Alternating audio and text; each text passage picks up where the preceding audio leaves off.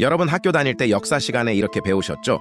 단종은 숙부인 세조에게 왕위를 빼앗기고 유배지에서 사약을 받고 죽었다. 죄송하지만 그건 반은 맞고 반은 틀린 새빨간 거짓말일 수도 있습니다. 왜냐고요? 조선 왕조실록 그 깐깐한 기록조차 단종의 죽음에 대해 묘하게 말을 돌리고 있거든요. 스스로 목을 메어 죽었다. 왕이 자살을 했다. 아니면 사약을 마셨다. 도대체 뭐가 진실일까요? 당시 현장에 있었던 사람들의 입에서 입으로 전해지는 야사예시는 우리가 알고 있는 것보다 훨씬 더 충격적이고 끔찍한 이야기를 하고 있습니다. 사약이 도착하기도 전에 누군가가 활시위줄로 17살 소년의 목을 뒤에서 졸라버렸다는 겁니다. 왕의 옷을 입었지만 짐승처럼 도살당해 차디찬 강물에 쓰레기처럼 버려진 소년. 오늘은 조선 역사상 가장 잔혹했던 가족 살인 사건, 단종과 세조의 이야기를 낱낱이 파헤쳐 드립니다. 오늘 이야기는 좀 무서우니까 마음 단단히 먹고 따라오세요. 먼저 주인공 단종 본명 이홍귀의 스펙부터 한번 볼까요? 요즘 말로 하면 그냥 사기 캐릭터입니다. 할아버지는 그 위대한 세종대왕, 아버지는 문종.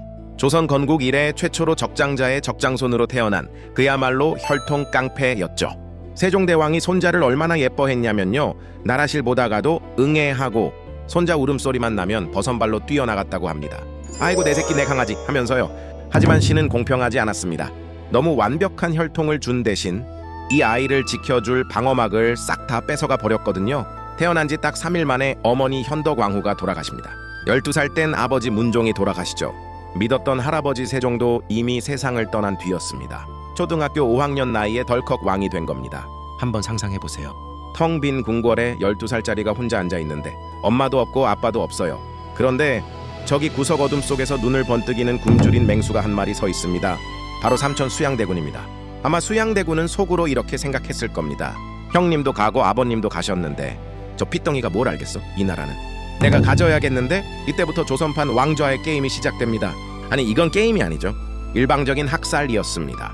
1453년 10월 10일 밤 여러분 영화 관상 보셨죠? 이정재가 등장하면서 내가 왕이 될 상인가? 하는 그 장면요.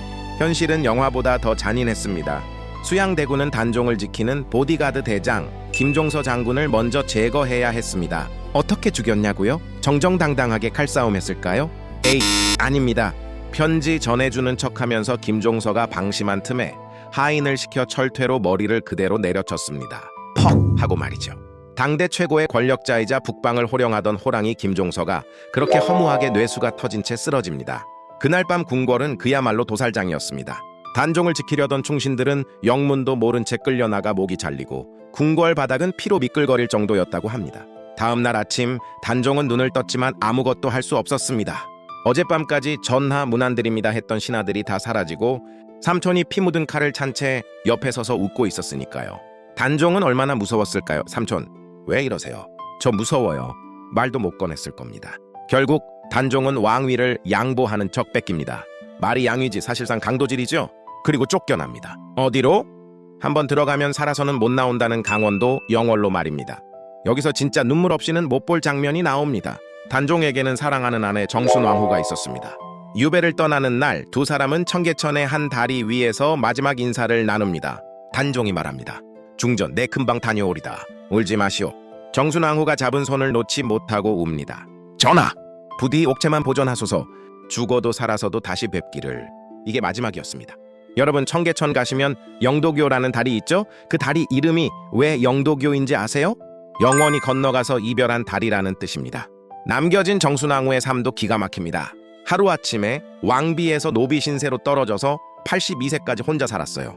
무려 60년 넘게 남편을 그리워하며 매일 동쪽, 영월 쪽을 보고 통곡했답니다.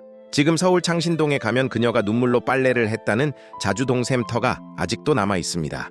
18살 남편을 보낸 19살 아내의 기다림. 그 한이 얼마나 깊었을까요? 자, 이제 단종이 갇힌 곳 영월 청령포로 가봅시다. 가보신 분들은 아실 거예요. 뒤는 깎아지른 절벽이고 앞은 시퍼런 강물이 휘감고 있습니다. 배 없이는 절대 못 나가는 천연 감옥이죠. 여름엔 홍수가 나서 물이 들어차고 밤엔 늑대 울음소리가 들리는 곳. 여기서 17살 소녀는 매일 밤 엄마 아빠를 부르며 울었습니다. 오죽하면 피를 토하며 우는 소쩍새 소리를 듣고 자기 신세랑 똑같다며 시를 썼겠습니까? 하지만 세조는 이 울음소리조차 거슬렸나 봅니다. 단종을 다시 왕으로 세우려던 사육신의 계획이 발각되자 세조는 결심합니다. 살려두면 언젠가 내 목을 칠 것이다. 없애버리자. 1457년 어느 날 드디어 금부도사가 사약을 들고 영월로 내려옵니다. 자, 여러분, 여기서부터 야사의 충격적인 진실이 드러납니다. 집중하세요. 우리는 사약을 마시고 죽은 줄 알죠? 그런데 당시 상황을 적은 기록들을 보면 뭔가 이상합니다. 금부도사 왕방연이 사약을 들고 갔는데 차마 어린 상황 전하께 이거 드시고 죽으세요라는 말을 못하는 겁니다. 그냥 마당에 엎드려서 펑펑 울기만 했대요. 시간은 가고 해는 지는데 금부도사는 울고만 있고, 그때 눈치 없는, 공을 세우고 싶어 안달이 난 하인놈 하나가 나섭니다. 아, 답답해, 비키시오, 내가 처리하겠소. 그자는 방 안에 있는 단종에게 다가가지 않았습니다. 창호지 문틈으로 긴 활시위, 그러니까 활 쏘는 끈을 집어넣었습니다. 그리고 방 안에서 영문도 모르고 있던 단종의 목에 그 끈을 걸고 밖에서 있는 힘껏 잡아당겼습니다. 상상이 가시나요? 사약을 마시고 우아하게 죽은 게 아닙니다. 조선의 왕이 일개 하인의 손에, 그것도 창문 틈으로 들어온 끈에 목이 졸려 고통 속에 몸부림치다 암살당한 겁니다. 컥 하는 소리가 잦아들고 방 안이 조용해졌을 때 단종의 나이 겨우 17이었습니다. 이 잔인한 짓을 한 그 하인은 어떻게 됐냐고요? 야사에 따르면 문을 나서자마자 눈과 귀, 코에서 피를 쏟고 그 자리에서 즉사했다고 합니다. 하늘도 이 꼴은 차마 못 봐줬던 모양입니다. 비극은 죽음으로 끝나지 않았습니다. 세조는 더 무시무시한 명령을 내립니다. 단종의 시신을 거두는 놈은 3대를 멸하겠다. 한나라의 왕이었던 소년의 시신은 차가운 동강물에 짐승처럼 버려졌습니다. 강물 위로 둥둥 떠다니는 시신을 보고도 백성들은 후환이 두려워 발만 동동 구를 뿐이었죠. 그런데 이때 조선판 슈퍼히어로가 등장합니다. 영월의 아주 말단 관리 호장 엄흥도라는 분입니다. 이분 진짜 상남자입니다. 옳은 일을 하다 화를 입는 건 달게 받겠다. 모두가 벌벌 떨 때 칠흑 같은 밤에 몰래 강물에 뛰어들어 단종의 시신을 건져냅니다. 그리고 미리 준비해둔 관에 넣어 자신의 선산에 몰래 묻어줍니다. 이분이 아니었으면 우리는 지금 단종의 무덤인 장릉도 못 봤을 겁니다.